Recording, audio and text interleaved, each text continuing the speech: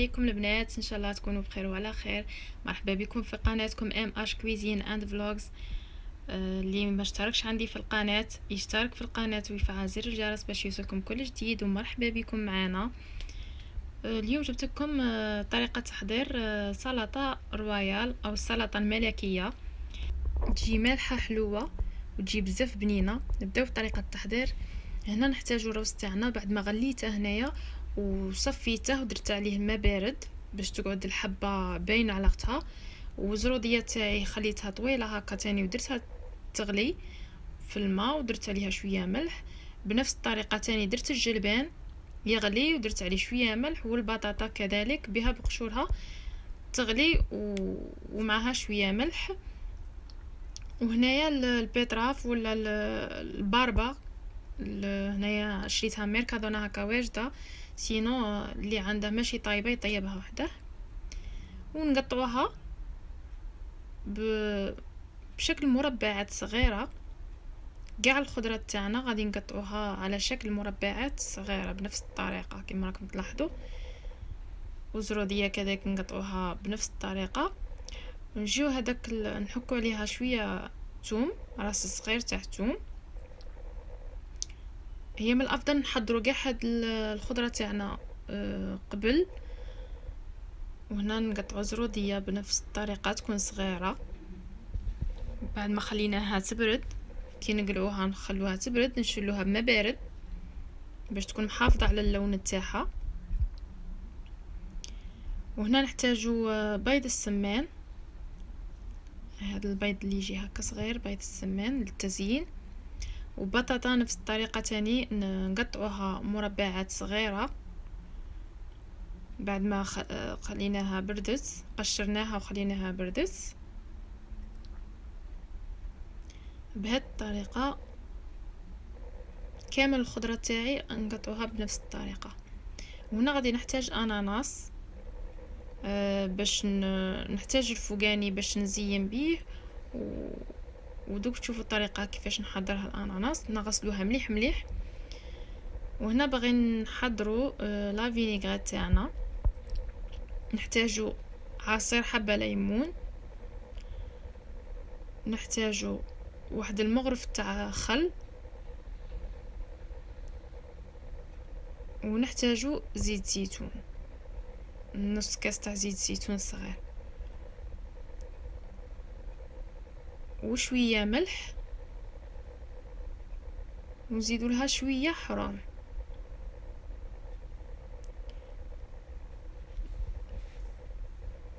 اللي عندها علبه تاع المايونيز تكون فارغه ولا تخلط فيها، ولا عندها كيما هذه انايا خلط في هذه. خلطوها مليح حتى تعطينا شكل كريمي. وهنا ديك البطاطا تاعي اللي قطعتها درت عليها شويه جلبان وشويه معدنوس ودرت لها لا فينيغريت، وغادي نزيد لها شويه مايونيز ونخلطها ونوجدها باش كي نبدا نخدم السلطه تاعي في التزيين تاعها يكونوا كاع المقادير تاعي واجدين، يكونوا كاع قدامي باش تجيني سهله التزيين تاع السلطه تاعي. هنا ندير لها المايونيز نخلطوها مليح ونخلوها بجهه. هنايا نحتاج شويه زيت زيتون، نديرو شويه زيت زيتون في المقله وزوج ريسان توم، زوج فصوص توم نربوهم مليح باش نشحروا ديك الزروديات تاعنا وباش تجينا بنينه.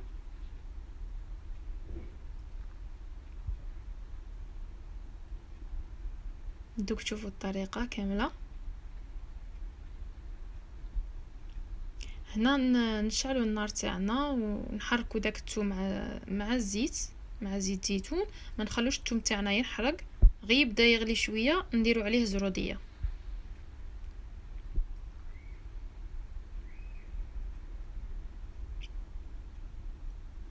ونصوتيوها شويه. ديجا راها طايبه زروديه تاعنا، غير باش يدخل هذيك البنه تاع الثوم ولي زيبيس اللي نديرو. نزيدوا لها شويه ملح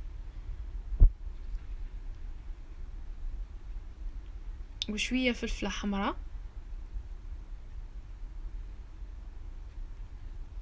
وفي الاخير كاع كي نحسها بلي صاي شربت مليح هذاك داك الثوم مع زيت زيتون، نزيدوا لها شويه كمون. هنايا نزيدوا شويه كمون،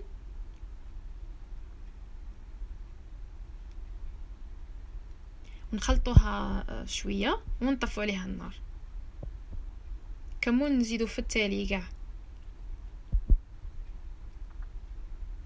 ونزيدو عليها شويه معدنوس.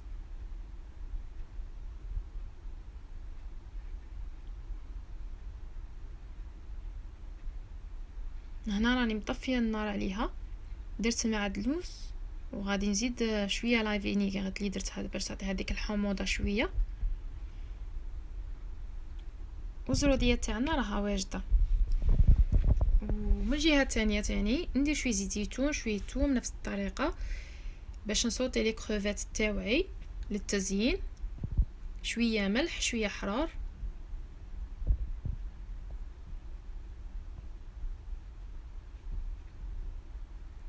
نخلطوا هذاك الثوم شويه غير يبدا يغلي لنا، نزيدوا عليه الكروفيت.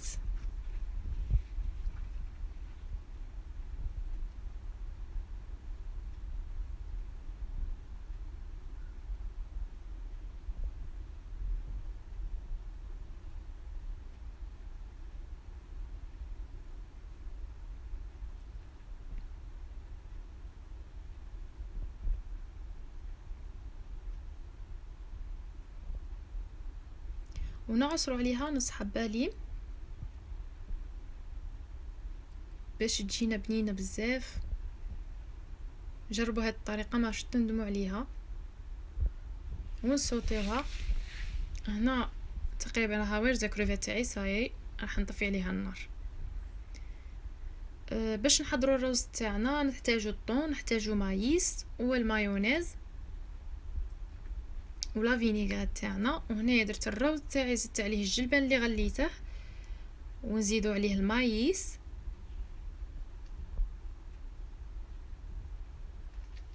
ونزيدو الطون.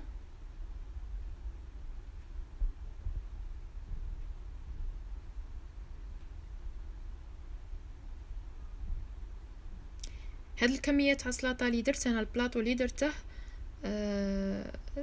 ل8 اشخاص هكا.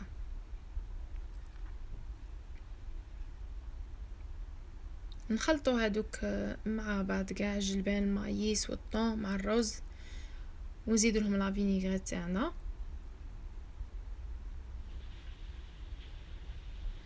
ما نكتروش بزاف باسكو المايونيز ديجا تجي حامضه.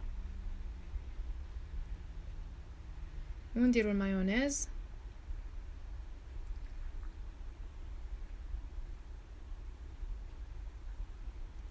ونخلطو الكل مع بعض.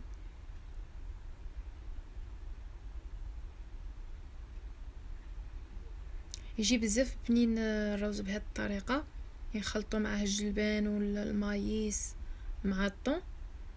والطون دائما الطون عصروه مليح من الزيت تاعه، لان هذاك الزيت ما راهش صحي. من جهه تانية نوجد الاناناس تاعي نقطعها. نحتاج هذاك الفوقاني للتزيين، هذا نحتاجه باش نزين بيه. ودوك تشوفوا الطريقه تاع اللي نقطع بها الاناناس. نقسمها على زوج،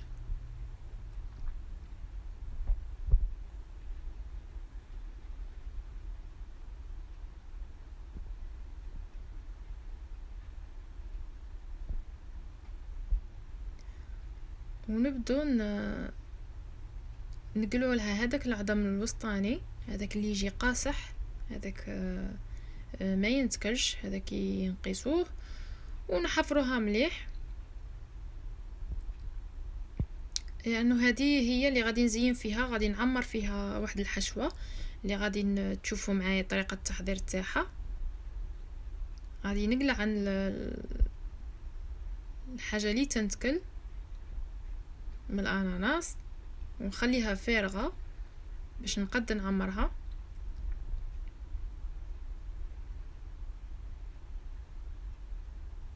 بهذه الطريقة.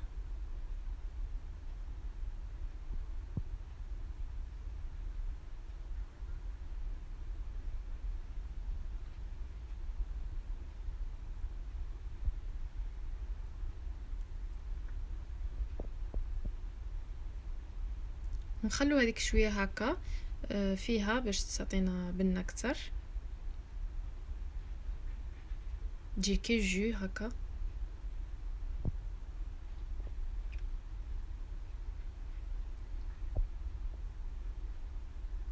ونفس الطريقه نديروها مع الاخرى، ونبدو نقطعو في هذيك الاناناس تاعنا بهذه الطريقه مربعات صغيره.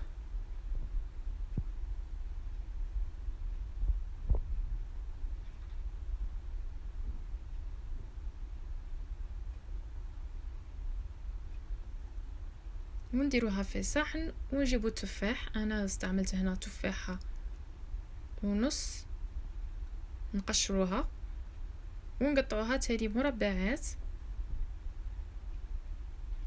بهذه الطريقه، ونضيفوها الاناناس اللي قطعناها.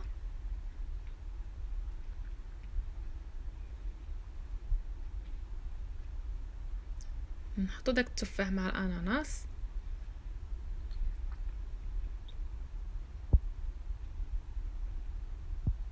ونجيبو هادي هنا في اسبانيا اسمها بوكا ديل مار سيريمي نورمالمون.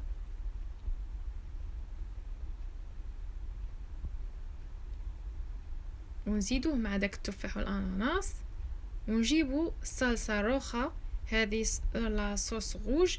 بون الا ما عندهاش من الافضل تخدموها في الدار، تحتاجوا مغرف على حسب ما ديروا مغرف ولا زوج مغارف مايونيز، زوج مغارف كاتشوب، ونديروا معاهم عصير تشينا، نص حبه تشينا عصير تاعها، ونخلطوهم مليح ونديرهم في مع هاد الخلطه نخلطوا بها، تجي بزاف بنينه وما تحتاجوش باش تشروها من برا.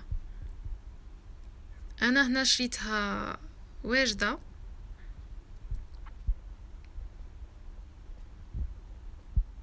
ونديرو ديك لاصوص ونبدو نعمرو في الحبه تاع الاناناس تاعنا، نعمروها مليح.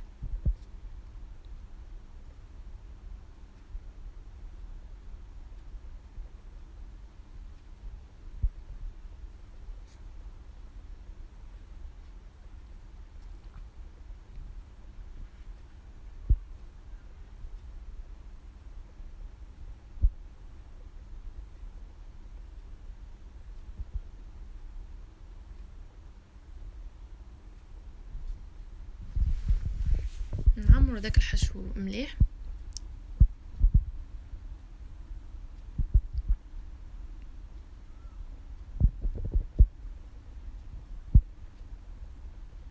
وهنا نجيب بلاطو، عندي هذا البلاطو انا اوفال، ونغسلو سلطه تاع حشيش وندوروها على البلاطو تاعنا كاع كيما تشوفوا بهذه الطريقه، ونحطوا الاناناس تاعنا كيما هاك، وداك اللي نزينو به نديروه في الوسط. دوك تشوفوا في التالي طريقه التزيين اللي غادي نديرها. هنايا عندي الروز تاعي درته في غرفيه هكا، ودرت بهذه الطريقه. في المقابل تاعها غادي ندير نفس الشيء، حاجه اللي درتها في الجهه اليمنى لازم نديرها في الجهه اليمنى باش كاع الناس ينجموا ياكلوا كاع الخضره اللي دايرينها في السلطه تاعنا. نجيبو زروديه تاعنا نديرو بهذه الطريقه،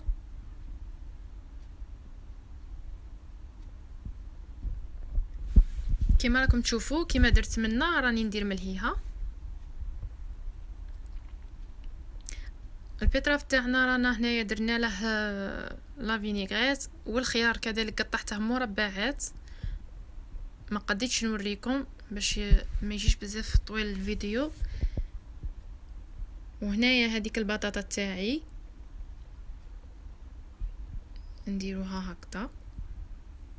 هنايا نتوما واش تبغوا في الخضره، كل وحده اش تبغي دير في السلطه. كاين اللي تبغي دير في لوبيا خضراء تاني تجي مليحه.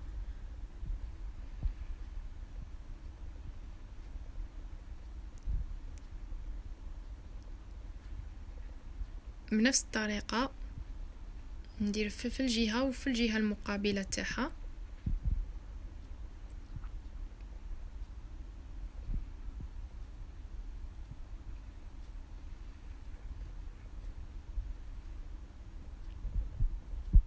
نجيبو الخيار تاني ونفس الشي نديروه،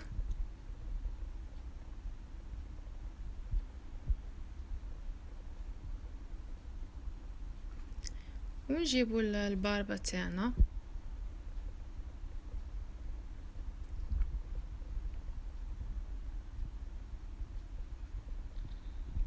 لازم باش تجيكم سهله توجدوا كاع الخضره تاعكم من قبل باش ما تنغبنوش، لانه هذا السلطه تشد بزاف الوقت.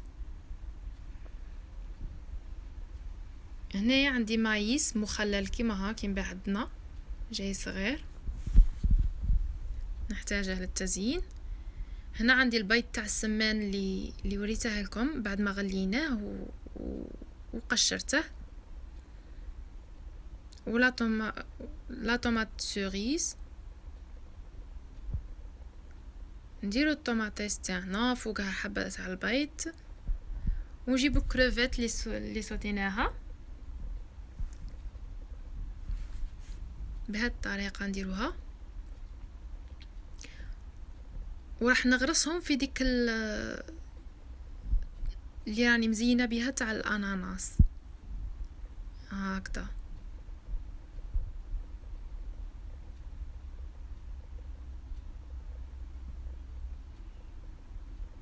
هنا كي تشرو الحبه تاع الاناناس شوفوا داك الحشيش تاعها يكون مليح، دي فوا يجي عوج ودي فوا.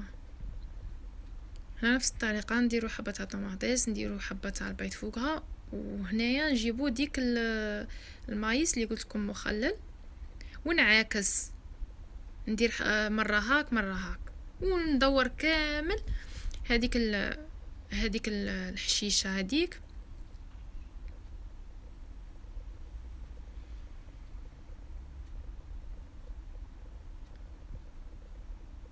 ندير مره بالكروفيت مره بالمايس.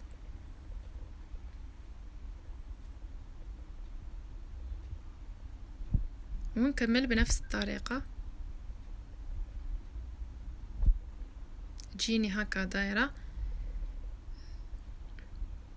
نعتذر على التصوير راني وحدي وجربت كيفاش، لان هاد السلطه تجي كبيره وصعيب باش تحكميها كامله في التصوير. وهنايا جبت السوريمي هذاك وزينت بيه، والكروفيت اللي بقات لي تاني زينت بيها. هنايا نجيبو حبه كيوي ونسيو هكا نزينوها بهذه الطريقه باش كي نقسمو الحبه تجينا شابه.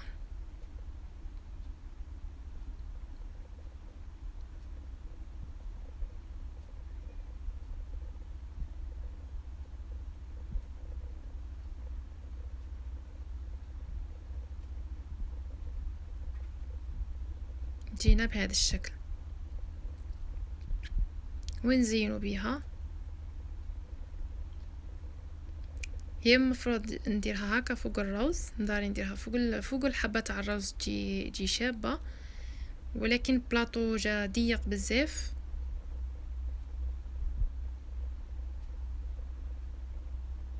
هكا زينت بالكروفيت، هذا هو الشكل. وكل ما كان البلاطو كبير تجي باينه السلطه. انا كان عندي بلاطو هنا شويه صغير مي الحمد لله جات مليحه وجات بنينه، الاخص جات بنينه.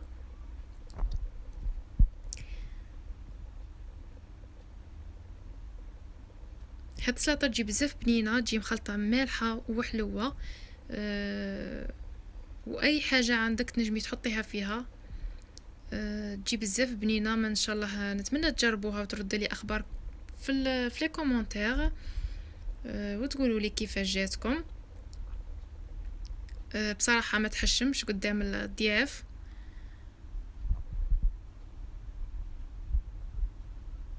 هذا هو فيديو تاع اليوم خواتاتي، نتمنى ان شاء الله يكون عجبكم. ابونيو معايا في الانستغرام تاعي، غادي نخليه لكم في صندوق الوصف.